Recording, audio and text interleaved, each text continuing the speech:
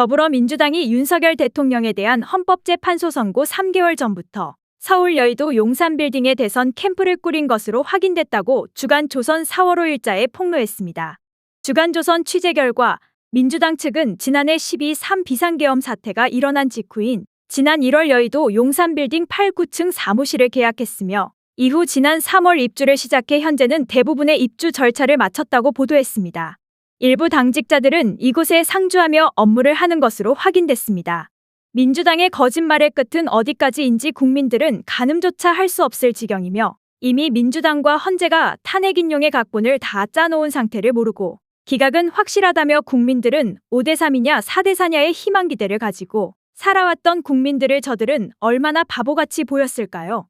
민주당은 이미 국민들이 사기꾼 정당이라고 알고 있지만 헌법재판소의 재판관들은 절대 용서하면 안 됩니다. 어떻게 신성한 법복을 입고서 유치원생보다 못한 행동을 버젓이 한단 말입니까? 모든 국민들은 헌재 재판관들을 반드시 응징과 보복을 해야 하며 이번 기회에 법은 내동이 쳐버리고 사리사욕에 빠진 헌법재판소를 없애는 운동을 펼쳐야 하겠습니다. 이번 주간 조선에서 단독으로 취재한 3개월 전부터 헌재와 짜고 탄핵 인용을 기정사실화해서 대선 준비 캠프 건물의 실상을 이승우 기자가 전해드립니다. 민주당의 대선 캠프가 들어선 건물인 여의도 용산빌딩은 유력 정치인들이 선거철마다 둥지를 트는 장소로 정치권에서는 선거 명당으로 통한다고 알려진 곳이라고 합니다. 국회의사당 바로 앞에 위치해 정치권과의 물리적 심리적 거리가 가깝고 대형 캠프 운영이 가능한 넉넉한 공간이 특징이라고 보도했습니다. 대표적으로 이명박 전 대통령이 2007년 대선 캠프, 홍준표 당시 국민의힘 경선 후보가 2021년 대선 캠프를 꾸렸던 건물로 알려졌습니다. 이 빌딩 5층에는 민주당 서울시당 사무실이 있으며 민주당 중앙당사와는 약 200m 거리에 위치한 곳입니다. 정치권에서는 이재명 대표가 대선 출마 선언 뒤 이 사무실을 사실상의 캠프로 활용할 것으로 보고 있다고 기자는 보도했습니다. 민주당 사정에 밝은 한 정치권 관계자는 당에서 3주 전에 당 상설위원회 위원장들에게 곧 있으면 대선이니 이제 용산빌딩에서 일하면 된다고 했고 일부 상설위원장들이 대선 근무할 사람 신청받는다고 하면서 근무지에 용산빌딩을 추가했다고 합니다. 당의 공식위원장 전국 상설위원회는 기본적으로 경선을 뛰지 않고 본선만 뛰는 사람들이다. 용산빌딩이 이재명 대표 대선 캠프라고 해석이 될 수밖에 없다고 설명했습니다. 이 관계자는 이 사무실을 이 대표 경선과 본선 캠프로 쭉 사용할 것으로 알고 있다고 설명했습니다. 또 다른 정치권 관계자는 용산빌딩을 민주당이 계약한 것은 이미 이재명 대선 캠프용이라는 게 공공연한 비밀이라며 당은 공식적으로 소통국이라고 했지만 민주당 관계자들 사이에서는 캠프라고 얘기했다라고 전했다고 합니다.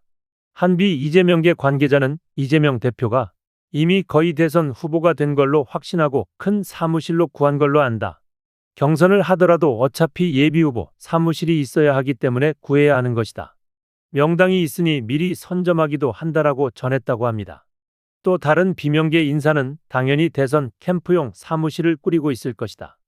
해당 건물은 2021년도 대선 때 이재명 선대위 사무실로도 쓴 곳이다라고 설명했다고 전합니다. 또 다른 비명계 관계자는 탄핵 인용이 이미 다 됐다고 생각하고 출마를 준비하는 사람들은 다들 대선 사무소 계약을 했을 것이다라고 말했습니다. 실제로 해당 빌딩 부동산 등기를 기자가 확인해보니 8층은 지난 3월 11일에 전세건설 정등기가 말소됐고 9층은 계약사항이 없었다고 합니다. 해당 빌딩 관계자는 8, 9층이 이재명 대선 캠프 사무실이 맞느냐는 기자의 질문에 맞다. 3개월 전 계약한 것이고 실제 사용한 것은 1개월 전부터다라고 전했습니다. 지난 4월 3일 기자가 방문한 해당 빌딩 8층에는 정수기, 커피머신, 업소용 냉장고, 컵라면, 비데 등 각종 집기가 마련돼 있었고 좀 더 고급스러운 무늬의 벽지로 꾸며진 9층에는 더불어민주당이라는 로고가 크게 붙어 있었으며 비슷한 집기들이 마련되어 있었다고 현장을 방문한 모습을 밝혔고 8, 9층 모두 대형 사무공간과 4개 이상의 대형 회의실이 마련되어 있었으며 민주당 회의 예약 시스템 안내문과 함께 회의실마다 더불어민주당 회의실이라는 표식이 붙어 있었다고 현장을 본 모습을 말하기도 했습니다. 해당 빌딩 인근 상인은 2에서 3주 전부터 빌딩 입구에 바리케이드가 쳐지고 토요일마다 경찰 7명 정도가 대기했다. 탄핵 선고일인 4일 오전에는 7시 30분 전부터 경찰이 4에서 5명씩 대기했다고 설명했습니다. 실제로 기자가 확인해 본 결과 탄핵 선고 직전인 지난 3일 저녁에도 빌딩 입구에는 서울경찰청 소유의 바리케이드가 놓여 있었다고 말하고 4일 탄핵 선고 직후에는 빌딩 입구에 경찰 4명이 대기했다고 덧붙였습니다. 대선 캠프 사무실로 알려진 8층과 9층에는 경찰 인력 각각 2명씩이 상주하고 있었으며 반면 같은 건물 5층인 민주당 서울시당 사무실 앞에는 경찰이 대기하지 않았다고 밝혔습니다. 또한 지난 3일 밤 시간대에는 민주당 제주시당 관계자가 이 빌딩을 방문했던 것으로 알려졌습니다. 이날 오전 이재명 대표는 제주도 제주 4.3평화공원을 방문해 4.3희생자 추념식에 참여하고 오후에는 다시 서울 여의도 국회에서 열린 본회의에 참석했다고 전합니다. 이 관계자는 이 대표의 스케줄과 비슷한 시간대에 제주에서 서울로 출발했고 탄핵 선고날 광화문 앞 서울 투쟁에 참여한 것으로 알려졌습니다. 민주당 관계자는 윤 대통령 탄핵 이후의 대선 준비로 시간이 많이 없기 때문에 미리 준비를 했다. 오늘 탄핵이 됐고 본격적으로 대선으로 넘어가야 하기 때문에 필요한 조치였다고 생각된다며 지난 대선 준비 과정에서도 당사 공간이 부족하다는 이유로 용산 빌딩을 빌렸었다고 설명했습니다. 한편 민주당 공보국은 해당 사무실에 대해 민주당 기존 당사 공간이 협소하다. 당사를 확장하는 차원에서 용산 빌딩 8층과 9층을 대여한 것이다. 확장의 이유는 대선이라는 변수가 생겼기 때문이다. 계엄 이후에 탄핵이 되면 대선이 곧장 들어오게 되니 당으로서는 대선 준비를 하는 것이 당연한 것이다라고 설명했다고 보도했습니다.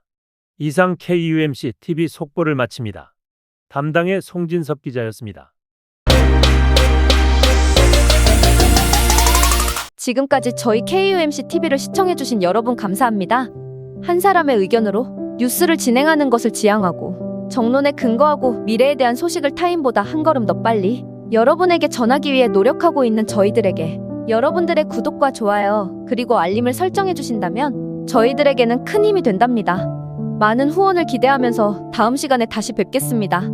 건강하시고 안녕히 계십시오. 감사합니다.